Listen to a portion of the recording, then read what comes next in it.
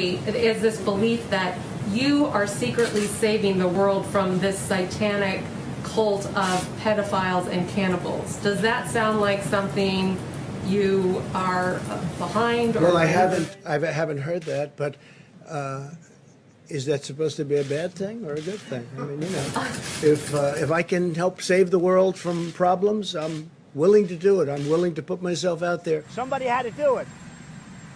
I am the chosen one. Bill Clinton. Nice guy. Got a lot of problems coming up, in my opinion, with the famous island with Jeffrey Epstein. A lot of problems. You raised the question of Jeffrey Epstein in your remarks about in the Q&A. Well, I think he's got a problem. I mean, what do you think the problem will be? I don't know, but that island was really a cesspool. There's no question about it. Just ask Prince Andrew. He'll tell you about it. The island was an absolute cesspool. So, the Clintons are friends and he's of been yours, there right? for many times. The Clintons are friends. Well, I can't say friends, but I know You're them. friendly. You know them. They play at my clubs a lot. I have clubs, and everybody likes to play at my clubs. Are you saying there's a political problem for her if she runs for president? It could be a political problem. Look, he could be a political problem. Right now, he's Teflon, and right now, maybe not. But he could end up being a political problem. Jeffrey Epstein was not somebody that I respected. He was very well known in Palm Beach. His island, whatever his island was, wherever it is, I was never there. Now, other people went to his island. I had a falling out with him a long time ago. I don't think I've spoken to him for 15 years. The great James Patterson, who's a member of Mar-a-Lago, made a statement yesterday that many years ago I threw him out. Our next guest is best-selling author and novelist James Patterson. In 2016, he wrote about Jeffrey Epstein in his book Filthy Rich. President Trump had some sort of falling out with Epstein. We do know that he did kick him out of Mar-a-Lago. There are two incidents there. One was apparently there was a member and Epstein was inappropriate with the member's daughter. The other piece, and I interviewed a woman who would run the spa there, and I said, do you know Jeffrey Epstein? She said, oh, yes. She said, he used to come over to the spa, and I found him to be inappropriate with the girls, the young girls there. And she said, I went to Mr. Trump, and he threw him right out. So it's your understanding, then, that President Trump didn't know what Jeffrey Epstein was up to? That is correct. Mr. Bradley Edwards, attorney who's represented many of the victims of Jeffrey Epstein. The only thing that I can say about President Trump is that he is the only person who, in 2009, when I served a lot of subpoenas on a lot of people, or at least gave notice to some pretty connected people that I wanted to talk to them, he is the only person who picked up the phone and said, let's just talk. I'll give you as much time as you want. I'll tell you what you need to know, and was very helpful in the information that he gave, and gave no indication whatsoever that he was involved in anything untoward whatsoever, but had good information that checked out and that helped us, and that we didn't have to take a deposition of him. That was in 2009? That was in 2009. So, do you know if there's any truth to James Patterson's claims that Trump kicked Epstein out of Mar-a-Lago? I've definitely heard that. What can you speak to about your time with Donald Trump as it relates to Jeffrey Epstein, if at all? So actually, I fell into Trump's orbit around 2005, but I became part of the Trump Organization as the executive vice president and special counsel in 2007. From the time that I started to the time that I finished in 2018, I actually never heard him mention Jeffrey Epstein at all. I never saw Jeffrey Epstein in the office when I was one of the 10,000 hours in Trump's office doing work with him. I never heard Jeffrey Epstein on the phone or even call into the office. There was no relationship from the time that I started at the org to the time that I left. And so how do you then, when you kind of look at what is transpiring now and the way he's handling it, what do you make of the way he's handling it, the reason why this scandal, if you will, this controversy, this individual has captivated so much attention and raised a lot of serious, legitimate questions? Sure, because that's what they campaigned on. That's what he sold to his MAGA base. He was going to release the Epstein files. He was going to release the Martin Luther King files. He was going to release the John F. Kennedy files. He chose not to. It's a mistake. He should have just released the full file, because by not doing that, all it does is create these conspiracy theories. Oh, he must be guilty of something.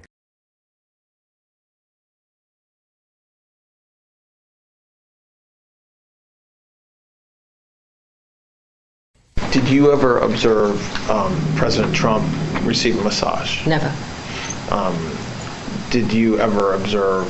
You said that I mean, have you seen there's photographs, public photographs of Mr. Epstein and President Trump together? Yes. And there's photographs of, I think you're in some of the photographs as well. Those all appear to be social settings. Yes. That's my memory. If there were social settings, I don't know Epstein's. If he had, whatever the nature of the president's friendship, if you will, or however you want to define that with Epstein, I was never witness. I think they were friendly, like people are in social settings. I don't think they were close friends, or I certainly never witnessed the president in any of, I don't recall ever seeing him in his house, for instance. This is not an opinion. This is a fact. I have seen, remember, I was accused falsely, and the Epstein, and ultimately I was completely cleared. The woman admitted that she may have mistook me for somebody else and withdrew all of her lawsuits. And so from day one, from the day I was accused, I said I want every document out, because I knew every document would prove I was innocent. So let me tell you, I know for a fact documents are being suppressed, and they're being suppressed to protect individuals. I know the names of the individuals. I know why they're being suppressed.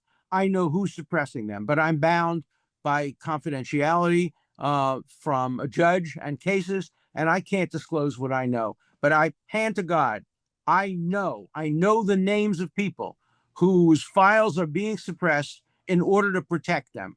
And that's wrong. Just out of curiosity, without names, are these politicians, business leaders, both? They're everything. And let me tell you, a lot of them are, at least one of them is somebody who was accused. Others are accusers. And the judges have said, if somebody calls themselves a victim, we're not going to give any information about them. But they may not be victims. They may be perpetrators. So we don't have information about false accusers. And we know there have been many false accusers who have accused innocent people for money. And those records are being deliberately, willfully suppressed. And they shouldn't be suppressed. If the accusation is allowed out, so should the material that diminishes the credibility of the accuser. We want total transparency on this. Every single document, no redaction. That's what I've said from day one. I waive any of my rights of privacy. Anything there is about me, I'm happy, because it will be exculpatory, because I know I haven't touched a woman other than my wife from the day I met Jeffrey Epstein. I don't even hug people, but I was falsely accused, and I was able to prove it, and I was able to prove it through documents, and I want other people to be able to disprove false accusations through documents, but these documents are being suppressed and withheld. You demonize, and then we call it the wrap-up smear. If you want to talk politics, you call it the wrap-up smear. You smear somebody with falsehoods and all the rest, and then you merchandise it. And then you write it, and they'll say, see, it's reported in the press that this, and this. So they have that validation that the press reported the smear, and then it's called the wrap-up smear. Now I'm going to merchandise the press's report on the smear that we made. And it's a tactic. State Congressman, you could have gotten that from 21 to 25 when Democrats controlled the DOJ. Why? It was a crisis then. It's a crisis now. Why didn't Democrats call for it from 21 to 25? So, I mean, you'd have to go back and look specifically at particular prosecutorial decisions and what was taking place in terms of the other cases. So I don't know. We could try to reconstruct that record. But the point is that Donald Trump is the one who has led the crusade to say that that Epstein, who was his very close friend, and there's all kinds of pictures of them. If you see such a need to investigate this, why didn't you raise it during the Biden administration? I mean, we couldn't find that you made any public comments about Epstein in previous administrations.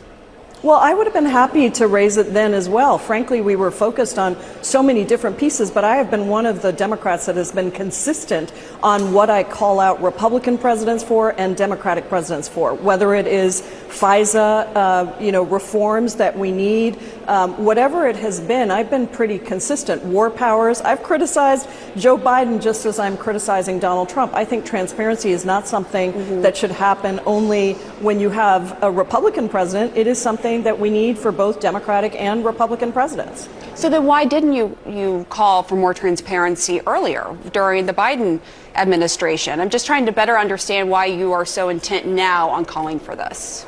Well, I think I gave it the same focus that I'm giving it now. We haven't, I think I've released one tweet on this, and you wanted to talk about it, so I'm happy to talk about it here, but it certainly hasn't been the focus. I'm just responding to what I think is a massive switch from the Trump administration around this issue. My focus has been on the big bad betrayal bill, and I will continue to focus on that. But yes, I think that this information should have been released under the Biden administration. It should be released under the Trump administration. I want to talk to you about the Epstein case. I have worked on this for years, trying to get those records of who flew on Epstein's plane and who helped him build this international human trafficking, sex trafficking ring. Now, earlier I urged then Chairman Durbin to subpoena those records, and I ended up being blocked by Senator Durbin and Christopher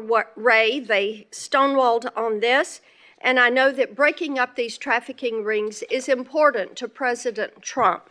So will you work with me on this issue so we know who worked with Jeffrey Epstein in building these sex trafficking rings? Absolutely, Senator. Child sex trafficking has no place in the United States of America, and I will do everything, if confirmed as FBI director, to make sure the American public knows the full weight of what happened in the past and how we are going to countermand missing children and exploited children going forward. Thank you for that. There's something righteous in their minds about this pursuit. Explain. Yeah, one thing that's important to know is this narrative of wealthy people exploiting children and trafficking children is sort of a core element of the hardcore MAGA base, that one of the reasons why they're in this to begin with is to end child trafficking. And this Epstein case really kind of perfectly fit within their worldview. And there's a small version of the Epstein case, which is the one that we know, which is very, very troubling and requires more investigation and more answers. Who all was involved? What were all of the details of the abuse? How did this person become so well connected? There's a lot we don't know, but I would call that the small version of the Epstein story. A lot of MAGA believes what I would call the big version of the Epstein story, that Epstein is essentially the key that unlocks the reality of the global pedophile conspiracy, sort of this, I would call it like thinking man's QAnon conspiracy. Terry, were you ever made aware at any point in your handling of this case if Mr. Epstein was an intelligence asset of some sort? So there has been reporting to that effect. But does the Jeffrey Epstein case go much deeper than just that? This is from Substack, Technofog Substack. He asked a serious question. Apparently, Rolling Stone had reported about Epstein's dealings in the arms world in the 1980s, which led him to work for multiple governments, including the Israelis. Ward sources said that Epstein was, quote, known in the intelligence world as a hyperfixer, someone who can go between different cultures and networks. Says, Epstein's an intelligence asset for people in the Middle East, right? I'm like, no, I didn't know that. I'm like, you sure of that? The person, let's say, is like, I'm absolutely sure of that. That he's either a witting or unwitting asset, intelligence asset, meaning his plane and that island, the cameras, there's a big assumption out there that these videotapes were exclusively in the custody of Epstein.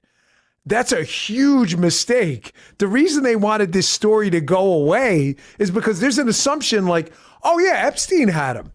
No, he wasn't the only one who had him, according to this source. These assets, that's why this blackmail story makes so much sense. Which Middle Eastern countries they are, I don't know. But this person, who's a very, very good reporter, I mean, aces, right?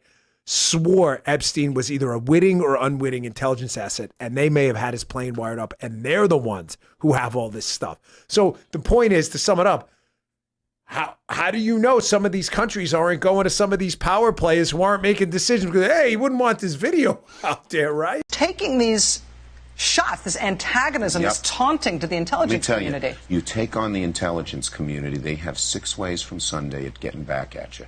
So even for a practical, supposedly hard-nosed businessman, he's being really dumb to do this. What do you think the intelligence community would do if they were motivated? I don't know, but from what I am told, they are very upset with how he has treated them and talked about them. You actually try to press up on Trump, but you could never get to him. Yeah. Because he had ex-FBI agents all around him? All the time.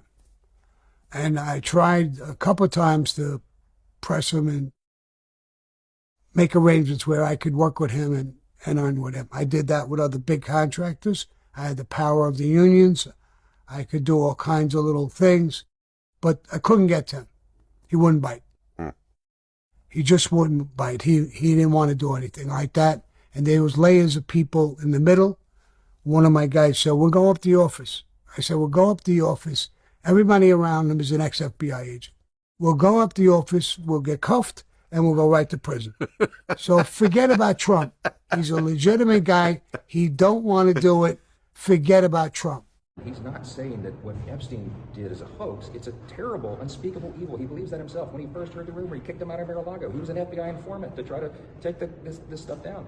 The president knows and has great sympathy for the women who have suffered these unspeakable harms. It's detestable to him. He and I have spoken about this as recently as 24 hours ago. Are the biggest Trump haters guilty? Yes, guys.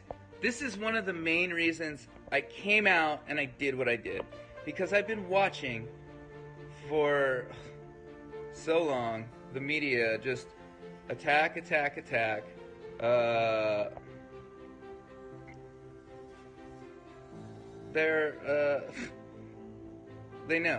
know there's only one reason for the attacks. Really one reason. They have this world order based on blackmail and pedophilia and abuse, and they don't want to lose it, you know? Pratt is coming out defending gun. They're like, oh, we want to make our movies and make our money still, guys. Please be nice to us. Please, those were just jokes. Those were just 10,000 plus jokes. Said that the laptop from hell had nothing to do with Russia. It was done by Hunter. Did I get an apology from 60 Minutes? No. Remember that? She was fighting me. This was from Russia. I said, this was not from Russia. I won't tell you what the pictures were. They were not good. They never got into the real pictures, did they? If it was me, they would have gotten into the real pictures real fast. Kamala Harris, who she is, what she stands for, what she's done. I mean, look, the crazy story about me running a child trafficking operation out of a basement of a pizzeria. Don't laugh. It was a huge story. And it got one young man in North Carolina to get in his car with his, assault rifle and drive up to liberate these non-existent children and shoot up a pizzeria in Washington, D.C. This is dangerous stuff. It starts online, often on the dark web. It migrates. It's picked up by the pro-Trump media. It's then reported on by everybody else, which makes sure it has about 100% coverage. And people believe it.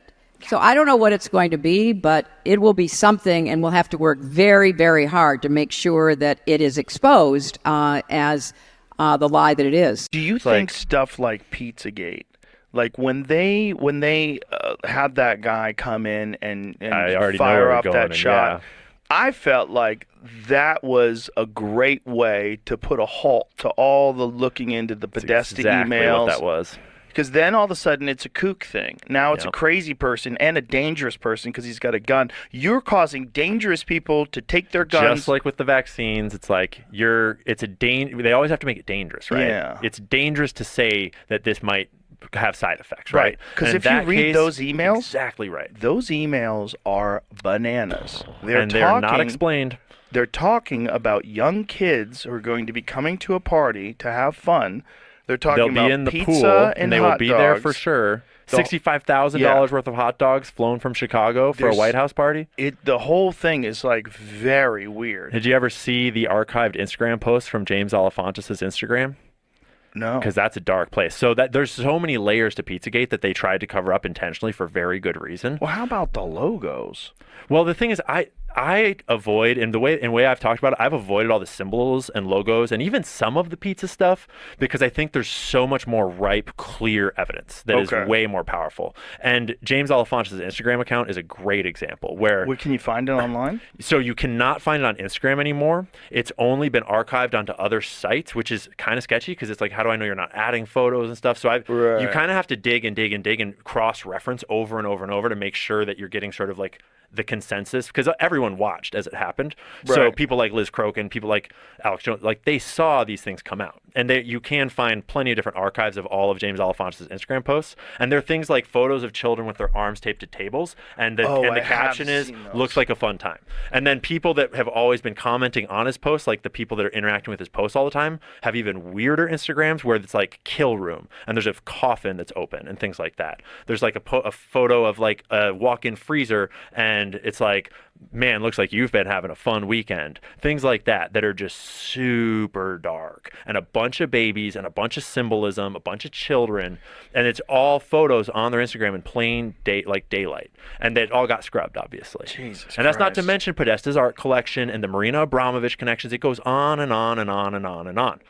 Yeah. And we're talking about the Clintons with the Haiti scandals, with the cocaine in Arkansas. It's like the thing is that we sound crazy. I sound crazy to someone that doesn't do their own research because you just there's so many layers of like crazy shit that's happened with some of these people. Yeah. That if you don't know the history of a person like Bill Clinton and Hillary Clinton, it's really easy to think, oh, that's just so insane that you would think that they would be involved in it. And first of all, they frame it in the articles about Pizzagate. They say Hillary Clinton was the mastermind of a global pedophile sex trafficking ring, all headquartered in this pizza shop, which is not what anyone ever claimed. Right. So as soon as you can discredit that, you discredit the whole thing. Classic frame job, which Nancy Pelosi explains very well, where you make a false claim and you say that's what they're saying, and then you discredit the false claim. A major story weeks ago when an armed man decided to investigate a D.C. area pizza place for himself.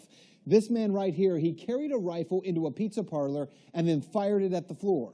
Media is telling you the entire story is a hoax or fake news. But what does that even mean? I spent the last month investigating. So what exactly is Pizzagate? And are there any actual facts to support this story? I've got to warn you, what we're going to talk about tonight will be disturbing to some people. But this is a reality check you won't see anywhere else. Pizzagate actually comes from the WikiLeaks release of hacked emails from Clinton campaign chairman John Podesta. In all, WikiLeaks dumped around 50,000 email messages, and it was from those emails that the claims that John Podesta may be part of a child sex trafficking ring come from. Now, to be clear, not one single email in the Podesta emails discusses child sex trafficking or pedophilia. That is a fact. But there are dozens of what seem to be strangely worded emails dealing with pizza and handkerchiefs. Self-described online investigators say that those words in the emails about pizza and the talk of handkerchiefs is code language used by pedophiles. So how did a D.C. pizza parlor get pulled into the story? Well, again, read any mainstream report, and they indicate that Comet Ping Pong Pizza was somehow linked to this fake story and has no relation to anyone involved. But the truth is, that's not true either. What media is ignoring is that the Comet Ping Pong Pizza place is actually referenced in the Podesta emails at least a dozen or so times, and that the owner of that place, James Alefantis, is a friend of John Podesta. He was actually named, this is kind of strange, by GQ magazine as one of the top 50 most powerful people in Washington. Yes, we're talking about a pizza parlor owner. Now let's talk facts here. There is no solid evidence that Comet Ping Pong Pizza is being used to run a child sex trafficking ring. But there are some very strange connections between Comet Ping Pong Pizza and a second pizza place 2 doors over, Besta Pizza, and the accusations of pedophilia. Now, this is where things start to get strange when you research this story. Now, to begin, I need to show you a 2007 unclassified FBI document. That document, according to the FBI, contains commonly used symbols by pedophiles to express their preference in children. I want you to see these images here. These are the images. Notice this one on the end, the triangle. That image signifies something called boy love.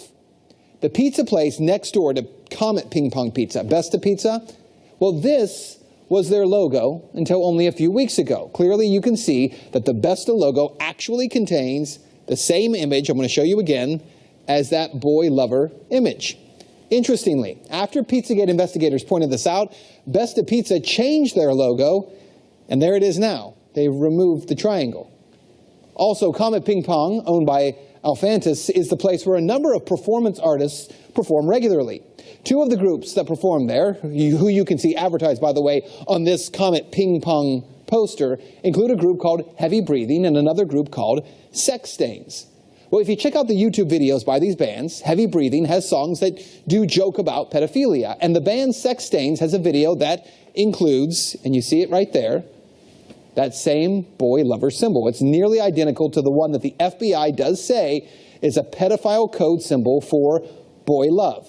As I said, there are some strange things there. As for the owner of the pizza place, James Alphantis, well, he was one time in a relationship with David Brock, who ran Media Matters for America. Well, since Pizzagate began to blow up online, he has made his Instagram profile, Jimmy Comet, private.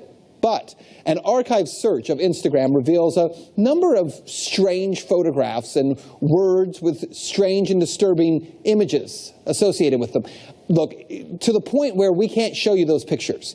We're not even going to describe them to you because some viewers would find it too disturbing to share on TV. Now let's talk about the Podesta brothers, because remember, it was John Podesta's email that was hacked. In those leaked Podesta emails, John Podesta talks about his close relationship with Dennis Hastert, the former Speaker of the House, who was recently sentenced to 15 months in prison for abusing boys years ago. He was referred to by the judge as a serial child molester. According to the Washington Post, visitors to Tony Podesta's home in Falls Church got an eyeful when they walked into a bedroom at the Podesta residence hung with multiple color pictures by Katie Grannon, a photographer known for documentary-style pictures of naked teenagers in their parents' suburban homes.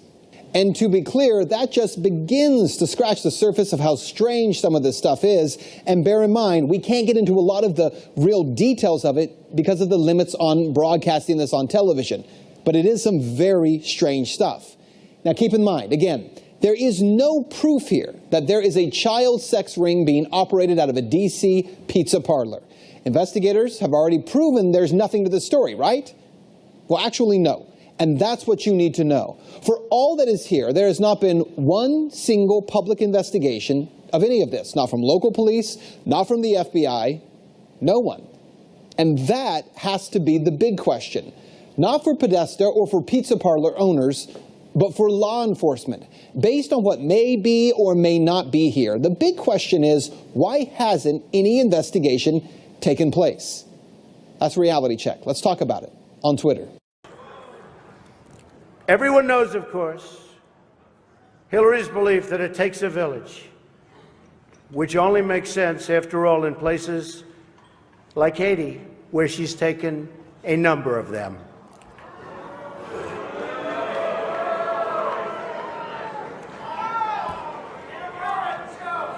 Thank you.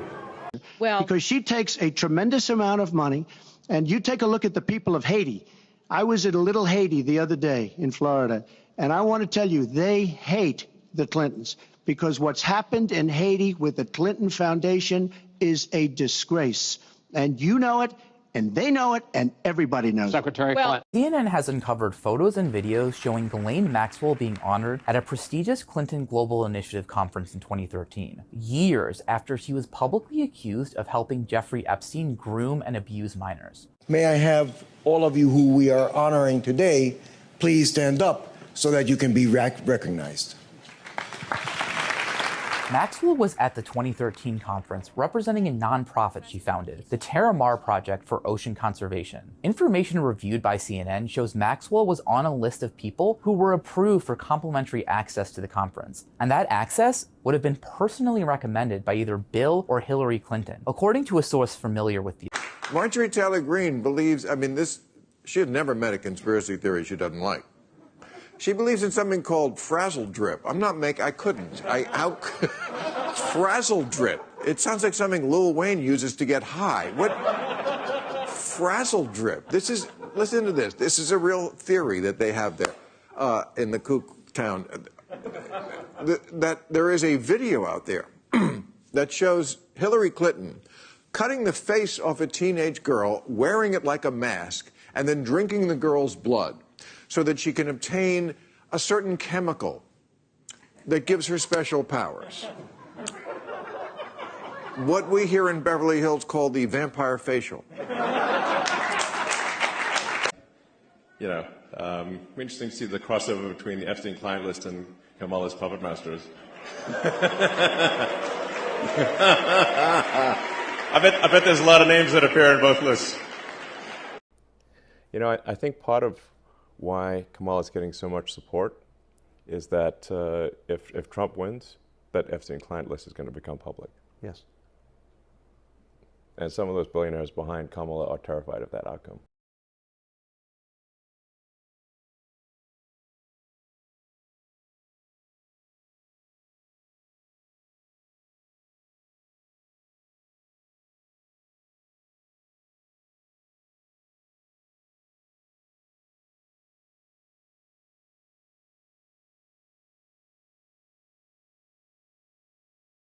In this fight, my money is on Donald Trump, though, because he clapped back and said he'll go after Elon's Pentagon contracts. Yeah. He gets over $20 billion from the Department of Defense. You know, I love that y'all bought into it.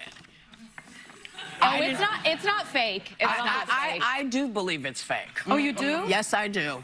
Yes, I do. It's too strategic. It's tapping. You're giving him too much credit. Oh, no, no.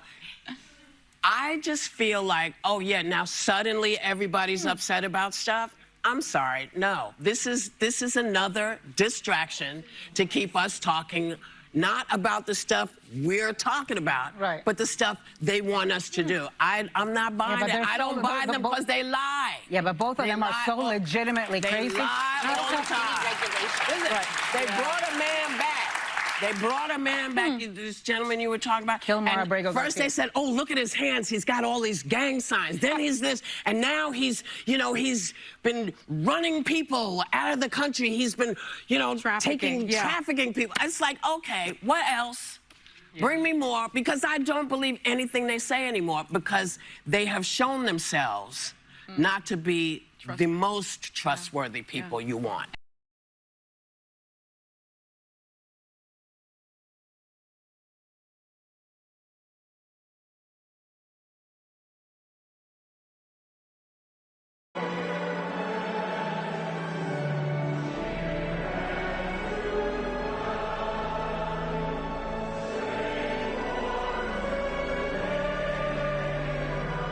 Ladies and gentlemen, please welcome Secretary Pete Hegseth.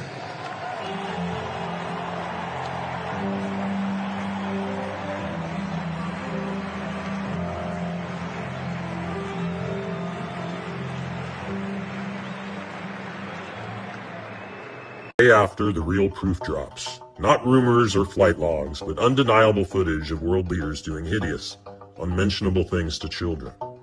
The world reacts with horror. Governments crumble, markets collapse, chaos spreads. Why? Because when power is suddenly removed without a plan, a vacuum forms, and nature abhors a vacuum. Now imagine you hold that proof, evidence implicating presidents, billionaires, architects of global control.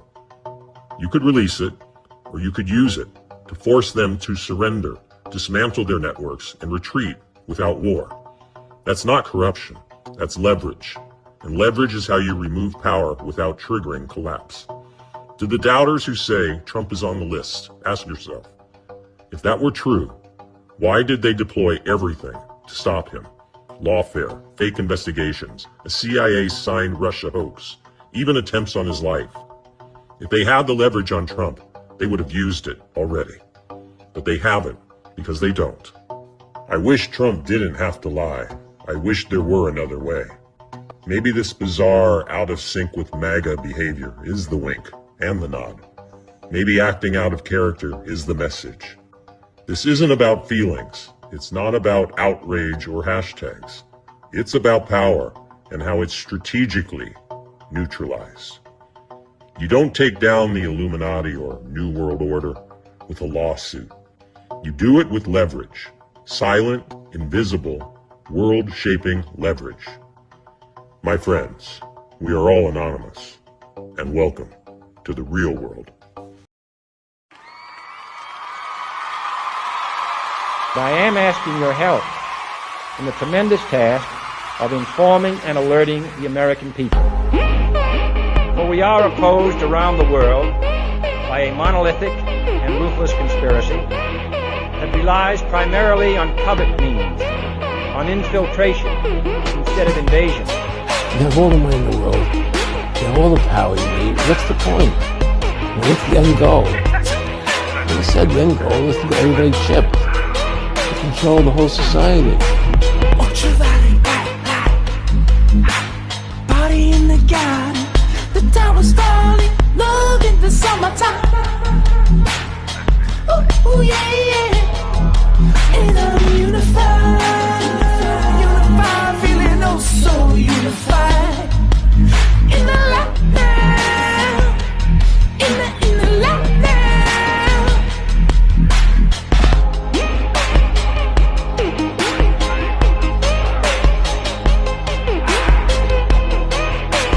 I know he's your friend, but I don't care.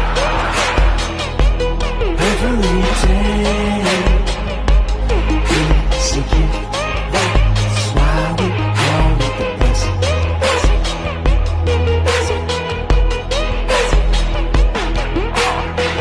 We were born on the garden of Earth, with the flowers growing, little birds chirp. I was in the garden just having a laugh, till I met a monster cross my path. Hey guy, do you want some more trilla? I could get you lit up one of two ways. What's it gonna be, man? What's it gonna be, man? Said I felt like the whole world was begging me to rain fire above upon my enemies, till the love washed over me, till I let the love wash over me. Said I forgot the whole world begging me to rain fire above upon my enemies, till the love washed over me, till I let the love wash over me every day. It's a gift, that's why we call it the present.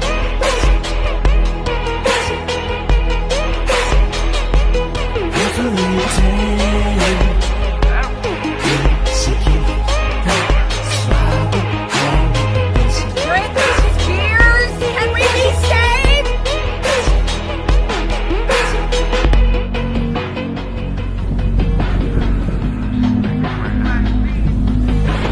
We were going in a direction that was irreversible. This was not an election. This was a revolution. This was irregular warfare at its finest. We have what we call citizen journalists. We have an army of digital soldiers. You're here because you've made a decision about something in your life. You can't sit back. You have a responsibility. We must, you have to fight for this country.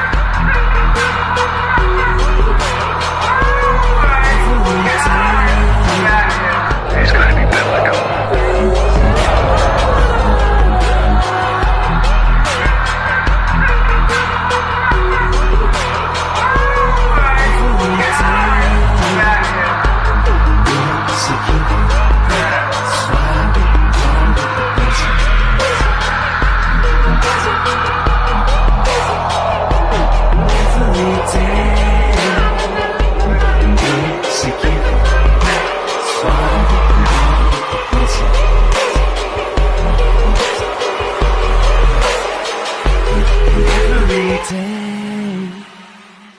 Is a gift.